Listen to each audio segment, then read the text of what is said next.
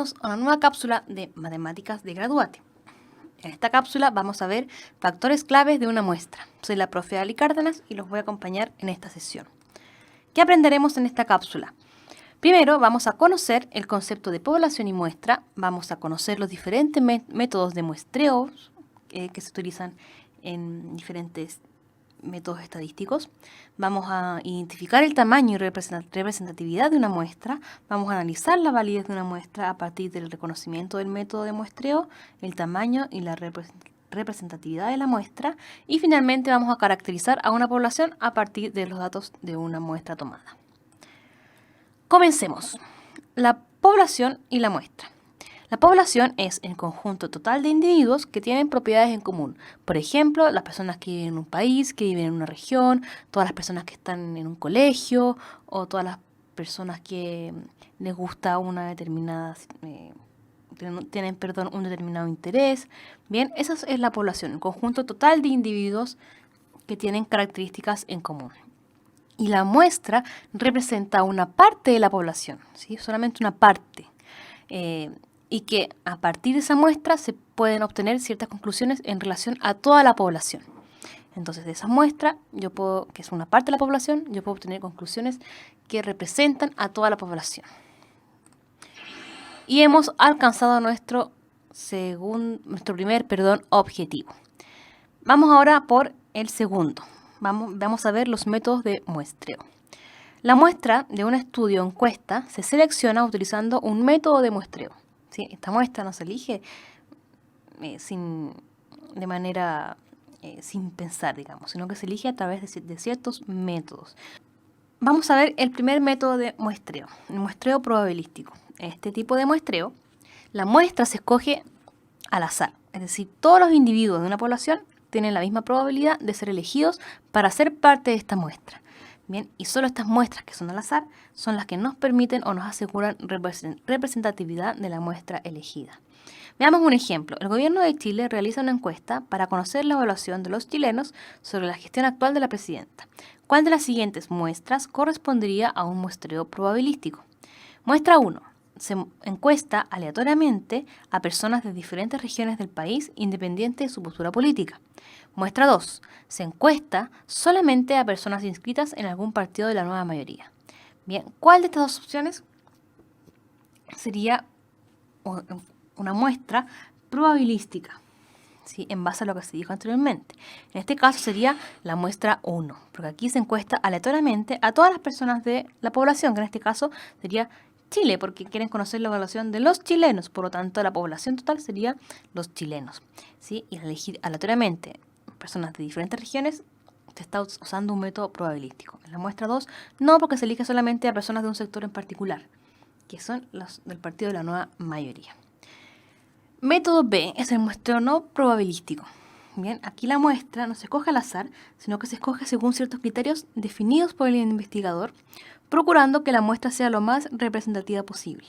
Por ejemplo, cuando los periodistas, así en los matinales o en algunos programas, hacen notas en la calle, por ejemplo, para saber qué piensa de los resultados del partido, qué piensa del final de la teleserie, qué piensa de algún tema, ¿sí? Ahí ellos están eligiendo a la muestra de ese estudio, que son las personas que pasan en la calle, ¿sí? Pero no necesariamente esa muestra representa al total de la población que ve la teleserie o que vio el partido o el total de los chilenos. Entonces un muestreo no probabilístico, en este caso que aplican los periodistas o los noteros, porque escogen según sus criterios quiénes van a ser parte de esta muestra.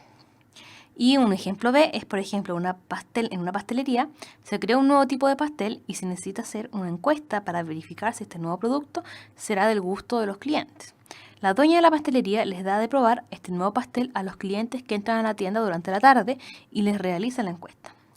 Bien, en este caso, la dueña, para hacer su encuesta sobre el nuevo pastel, también estaría aplicando un muestreo no probabilístico, porque solamente estaría aplicando esta encuesta a clientes que van un día en una tarde determinada, pero no a todos sus clientes. Bien, no todos sus clientes tienen la misma posibilidad de ser elegidos para ser parte de esta muestra, sino que solo los que fueron esa tarde específica. Por tanto, aquí la pastelera también está aplicando un muestreo no probabilístico. Vamos por el tercer objetivo, identificar el tamaño y representatividad de una muestra. El tamaño de una muestra es la cantidad de personas encuestadas o la cantidad de personas que forman parte de esa muestra y depende del tamaño de la población, ¿sí? Mientras más grande sea el tamaño de la muestra, más precisa y representativa será, ¿sí? El tamaño de una muestra se representa con la letra N y existen criterios y formas para calcularlo. Ejemplo, Gradúate.cl, esta plataforma que estamos usando, quiere hacer una encuesta a sus estudiantes para evaluar la calidad de las clases de streaming. Pregunta, ¿cuál de las siguientes muestras es representativa según el tamaño de la muestra? ¿Sí? En muestra 1 se encuesta a 18 de los 20 estudiantes inscritos en el curso. Muestra 2 se encuesta a 6 estudiantes que asistieron a la clase del sábado 12 de agosto. ¿Cuál de estas dos muestras es más representativa según el tamaño? Y podemos ver que la más representativa es la muestra 1, ya que dijimos anteriormente que mientras más grande sea el tamaño de la muestra, más precisa y representativa será esta muestra. Bien. Vamos por el cuarto objetivo, analizar la validez de una muestra a partir del reconocimiento del método de muestreo, tamaño y representatividad. Para analizar la validez de una muestra debemos fijarnos en dos cosas. Primero, el método de muestreo utilizado y segundo, el tamaño de la muestra. Y estas dos variables me van a decir qué tan representativa es esta muestra que estoy utilizando. Sabemos que da mayor validez el método de muestreo probabilístico, ¿cierto? Que es donde se escogen personas al azar. Y que el tamaño de la muestra, mientras más cercano sea a la población total, más representativo es. O mientras mayor sea el tamaño de la muestra, más representativo es.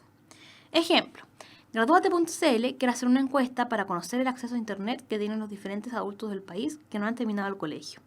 ¿Cuál de las siguientes muestras es más válida o más representativa? Muestra 1, personas de la región metropolitana que no han terminado el colegio. Muestra 2, personas al azar de diferentes regiones del país que no han terminado el colegio. Bien, si vemos, la más válida o representativa es la opción 2. ¿Por qué? Porque aquí se escogen personas al azar de diferentes regiones del país. Bien, en cambio, y se aplica entonces un método probabilístico. En cambio, en el método o en la muestra 1 se escogen personas solamente de una región, que no representan necesariamente a los adultos del país que se quiere evaluar en la encuesta que se mencionó en el ejemplo. Ejemplo 2. Gradúate.cl quiere hacer una encuesta para conocer Internet, lo mismo anterior, para conocer el acceso a Internet que tienen los diferentes adultos del país que no han terminado el colegio.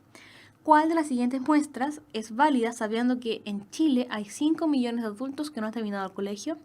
Muestra 1. La primera muestra es 3 millones de personas que no han terminado el colegio y la segunda muestra es 100.000 personas que no han terminado el colegio. ¿Cuál de estas dos muestras es más válida o representativa? Según el tamaño, claramente la muestra 1, porque dijimos que mientras más grande es el tamaño de la muestra, más representativa es. Y por último vamos a caracterizar a una población. Vamos a caracterizar a una población a partir de los datos de una muestra tomada. Entonces, para caracterizar a una población a partir de los datos de una muestra, solamente debemos saber leer gráficos y tablas. ¿Sí? Porque los datos de una muestra o de una encuesta se representan a través de esos modelos, gráficos o tablas. Entonces aquí tenemos, por ejemplo, un gráfico que muestra las nacionalidades de origen de diferentes migrantes en Chile. Bien, donde vemos que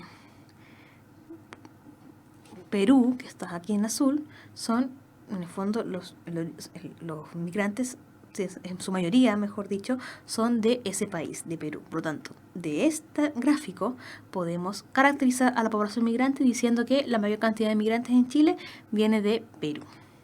Acá tenemos otro ejemplo. Tenemos un gráfico que representa la cantidad de veces que un chileno revisa Twitter. ¿Sí? Entonces, dice el 76%, ¿cierto? Dice que los chilenos revisan, dice, de nuevo. Ejemplo 2. Acá vemos un gráfico donde se representa la cantidad de veces que se ingresan al día los diferentes chilenos a la plataforma Twitter. Entonces vemos que el 76% de los encuestados dice que ingresa varias veces al día, el 16% al menos una vez al día, 6% varias veces por semana, 2% al menos una vez por semana, 0% al menos una vez al mes, ¿sí? Y de este gráfico, de hecho de alguna muestra, o de alguna población, podemos caracterizar a toda la población de los chilenos y decir que la mayoría de los chilenos usan Twitter, lo hacen varias veces al día. Bien, de este gráfico podemos concluir características de la población chilena. Y eso es lo que nos permite caracterizar una población a través de diferentes muestras y datos estadísticos. Y hemos alcanzado entonces ya nuestros 1, 2, 3, 4, 5 objetivos. Y nos vemos en una próxima cápsula y que les vaya muy, muy bien.